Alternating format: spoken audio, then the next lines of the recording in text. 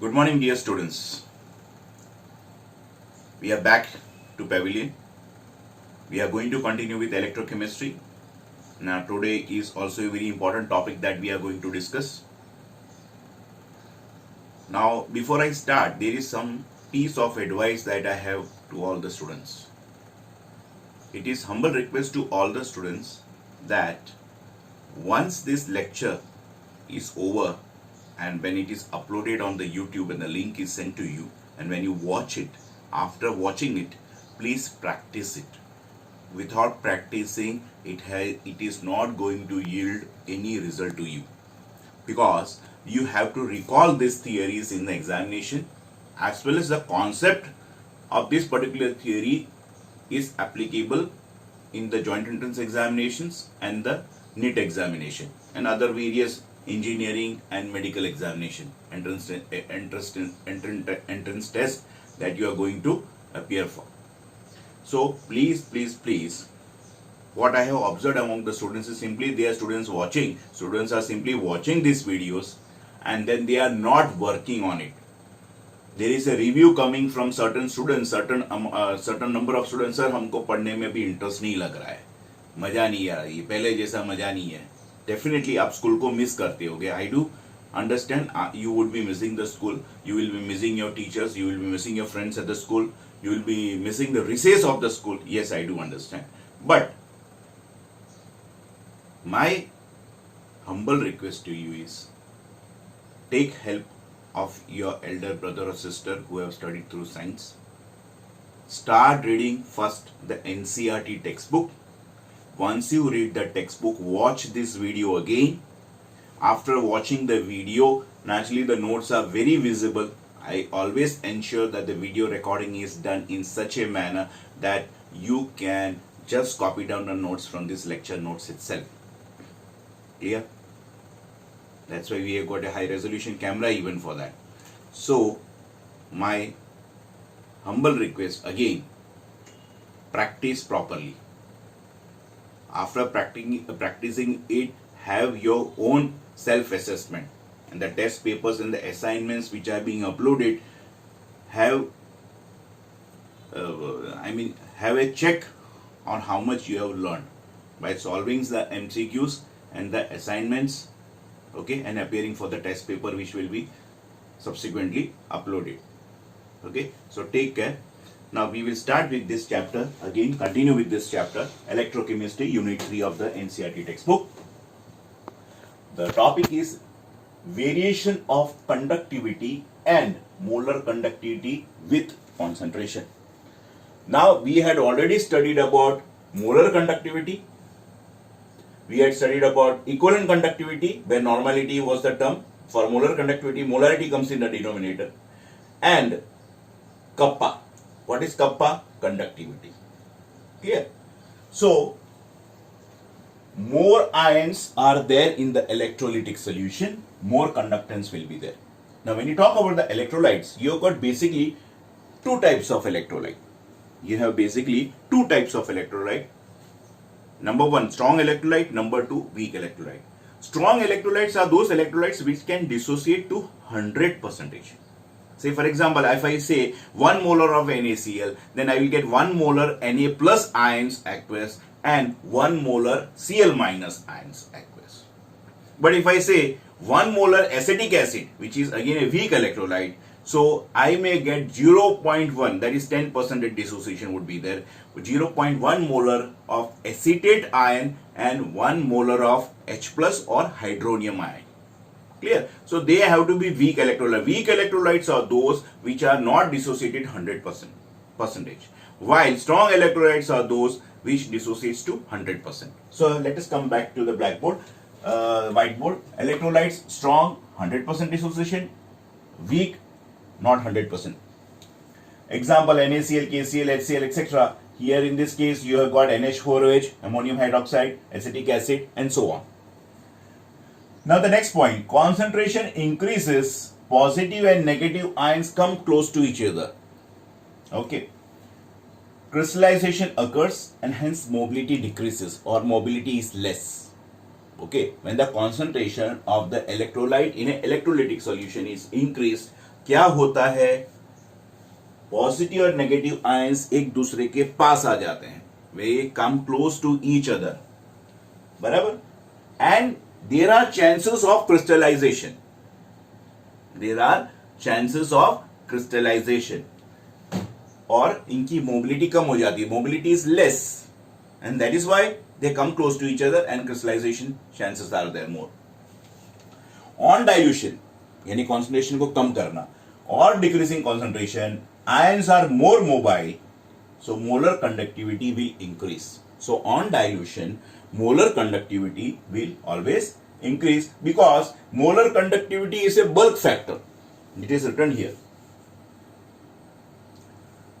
Molar conductivity increases with dilution or decrease of concentration, but specific conductivity decreases with dilution. What is specific conductivity? Conductivity check in my former lecture. Specific conductivity decreases with dilution. So that is your kappa conductivity, that is equal to a unit factor. Because I'll just show you with this diagram. This is a vessel in which I have taken NaCl. This NaCl is up to here. Now there were 6 sodium ions, the dots. These dots are sodium ions. These are sodium ions. So there are 6 sodium ions.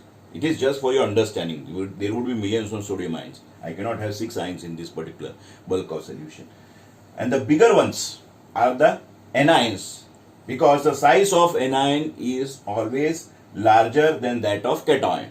So Na plus size is smaller, and anion being negatively charged ion, its size is larger, which we will again study in the chapters to come. In periodic properties we will study. So here 6 sodium ions are there and 6 chloride ions are there. So electrical neutrality is maintained. Now you are diluting it to stage 2. We are diluting it over till here. Okay? We are diluting it till here.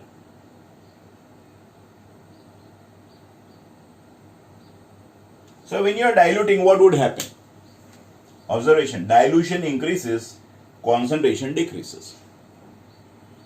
जैसे आपने 1 molar लिया है, you are diluting it to stage 2. Naturally the concentration has to decrease. Now how much you have diluted, that much amount it would decrease. Ease of flow increases. आप जैसे dilute करते हो, stage 2 तक जाते हो. So what happens? Ease of flow. Ease of flow means the liquid will have the ease to flow, because the space increases for that ions, because you have in total how many ions? 6 sodium ions and 6 chloride ions. You have 6 sodium ions in one particular small room, and they get a larger room. They may have more space to move. That is not possible because they are on liquid state. You cannot compare it with the gaseous state, but it is just for example. That is, it's very simple. A fish in a pond, a fish in a river, and a fish in a sea. Naturally, fish in a river cannot go to ocean. So that's why I'm taking the example of a fish in a pond and a fish in a river. Clear? So mobility of the fish will be more in the river. Distance between ions A plus B minus increases.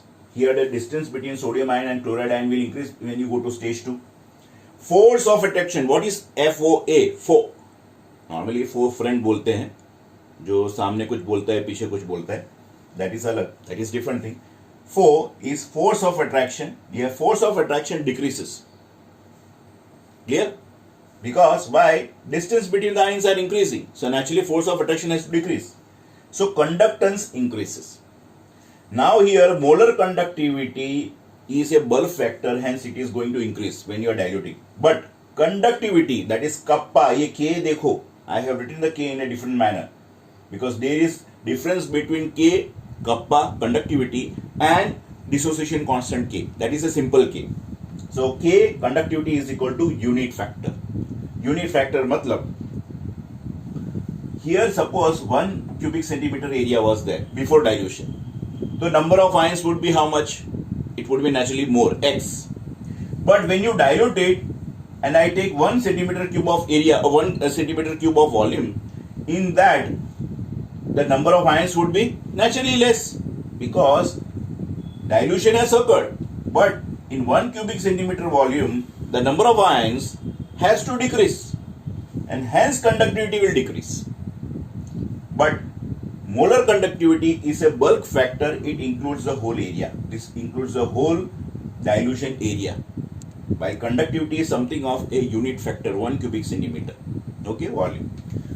Now we come to variation of molar conductivity with the concentration of strong electrolyte. On dilution of strong electrolyte, molar conductivity increases. At infinite dilution, that is zero concentration, almost zero concentration, it is termed as limiting molar conductivity. So capital lambda m naught या capital lambda m infinite sign. बराबर? Either this way or this way symbolically it is represented. That is limiting molar conductivity. That is molar conductivity at infinite dilution. Infinite dilution. Try to understand. क्या है infinite dilution? We will understand in the graph. Now we have got d by Huckel-Onsager equation. Okay, this equation is known as d by Huckel-Onsager equation. Capital lambda is equal to limiting molar conductivity, capital lambda m naught minus a into c raised to 1 by 2 or square root of c. Now when we take, so it gives a relationship between molar conductivity, limiting molar conductivity and concentration, while a is a constant. Now when you take NaCl electrolyte, it is 1:1 type of electrolyte. 1:1 matlab the valence of sodium and chloride ion is 1. When you go to MgCl2, it is 2:1 type of electrolyte. 2:1 type electrolyte. What that mean? 2 because magnesium has got valence 2, chlorine has got valence 1, so it is 2:1. This c raised to 1 by 2, that is square root of c, is nothing but under root of concentration. Now we go with graphical representation of d by Huckel-Onsager equation. So I have clubbed two equations together as per the textbook. That is for strong electrolyte and for weak electrolyte. So this graph is capital lambda m, that is molar conductivity versus c raised to 1 by 2 or square root of c. Clear? So on the x-axis you have got square root of concentration and on the y-axis you have got molar conductivity. Now my dear students, for strong electrolytes you can find the infinite molar conductivity or I can say limiting molar conductivity. Here it is given, limiting molar conductivity. This can be found for a strong electrolyte. Because KCl is a strong electrolyte, it will dissociate to 100%. So in that scenario, you will get a straight line. Clear? And from here, you are trying to extrapolate. ये dotted lines लगाए हैं. आप जरा focus करके दिखा सकते हैं कि इधर dotted lines है. So from here, you extrapolate to this y-axis. So whatever value you get over here is known as limiting molar conductivity for KCl. So for strong electrolyte, you can find limiting molar conductivity by extrapolating. But when you go for a weak electrolyte, this blue line, that is acetic acid, here, and if you try to extrapolate, it will go parallel to the y-axis and it will not touch the y-axis ever.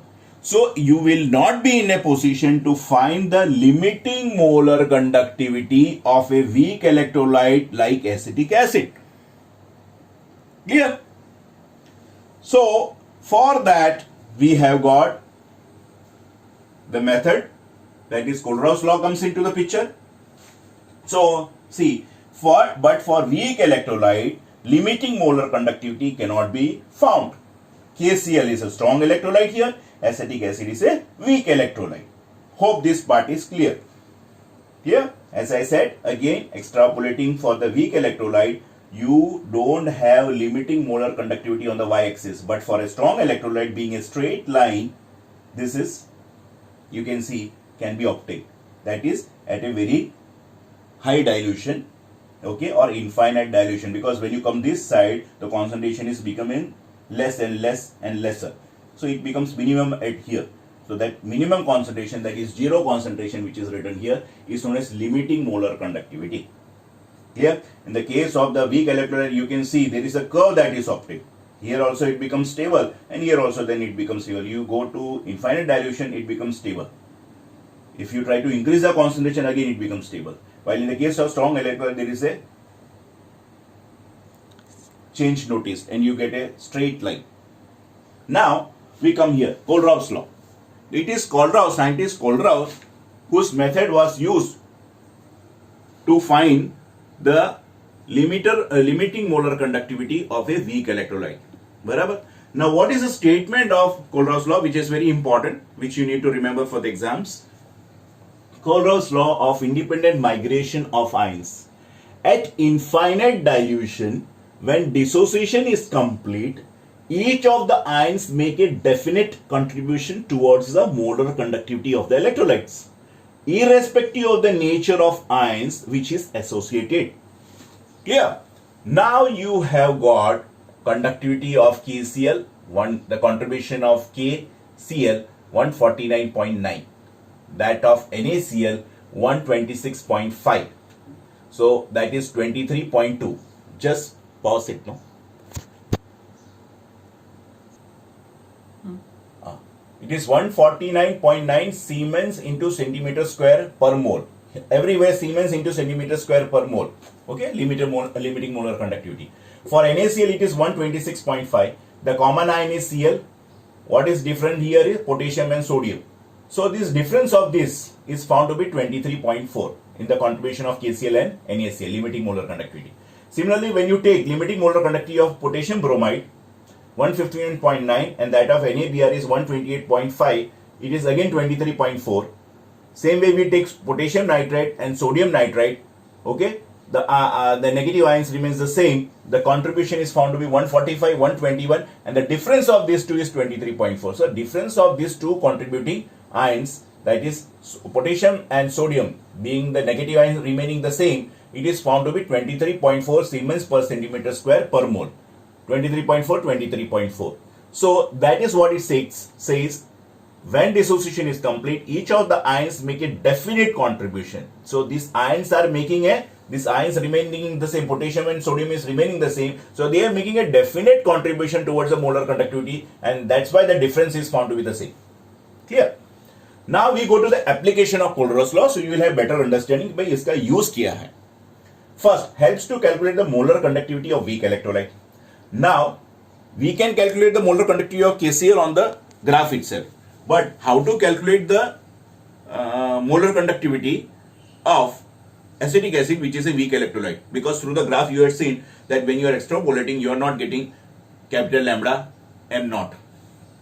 So here, capital lambda acetic acid naught, limiting molar conductivity. So you take a strong electrolyte sodium acetate plus HCl, and you subtract NaCl, because you see these both are uncommon ions, so that you add. Uncommon one you have to always add to calculate for the weak electrolyte. Clear? And the common one which comes, sodium, chlorine, that you have to remove. So what remains at last is sodium acetate, okay, lambda not acetate, and here H plus. Rest plus Na plus minus Na plus cancel, plus Cl minus Cl minus will get cancelled. So you can calculate the molar conductivity, limiting molar conductivity of acetic acid by knowing the values of sodium acetate, HCl, NaCl, and their corresponding contributing ions. Second, calculate degree of dissociation of weak electrolyte. The formula is alpha. Alpha is degree of dissociation, is equal to capital lambda C, capital lambda naught. Capital lambda C is molar conductivity at any concentration. आप जो भी concentration दो. So that is always calculated. Capital lambda C is equal to K kappa. See, this K is different. Clear? Into 1000. That is kappa into 1000 divided by molarity. And this capital lambda naught is nothing that for any salt. Any electrolyte AB, it will be small lambda A plus small lambda B minus. Okay, you can calculate this way, this capital lambda naught, and capital lambda C will be calculated using this formula, and hence you can deduce the value. Calculate value of K. Now this K and this K are different. This is kappa while this is dissociation constant. So dissociation constant K is equal to C into alpha square by 1 minus alpha, where alpha is nothing but degree of dissociation. Degree of dissociation is your alpha, C is your concentration, 1 minus alpha. Already we studied this in our equilibrium processes. Ionic equilibrium and equilibrium process in standard 11th. I have taught you how this equation comes for dissociation. Fourth, calculate solubility. Please refer the notes of 11th standard, so you will get to know. Calculate solubility of sparingly soluble salt. So again, capital lambda naught, kappa into 1000 by m, this formula which is there. Clear? Now, your molarity is nothing but mole per liter. So this is nothing but again solubility. So instead of this equation, now you can write solubility will go upstairs, will go here, and this will come in the denominator. So solubility will be equal to kappa K into 1000 divided by capital lambda m naught. That is the limiting molar conductivity. Limiting molar conductivity, that is this one, will come in the denominator, and this solubility will go up. Clear? So this is how the whole story comes in. What the point? So please try to understand it, practice it, otherwise you will never remember it. This is my advice to all of you. So my advice, please practice it after watching. You read the textbook, first get your textbook, practice it properly, and come back to me. If you got difficulty, you can contact me on the WhatsApp. Number is already flashed there, below these videos, below the YouTube links. Here. So bye for now. Now we have come to the end of the chapter. Now what are remaining is all the batteries, that is primary cells and the secondary cells, and corrosion. These are only the topics now mainly left out. Then the numerical I will make you practice. Clear? So bye for now. See you again.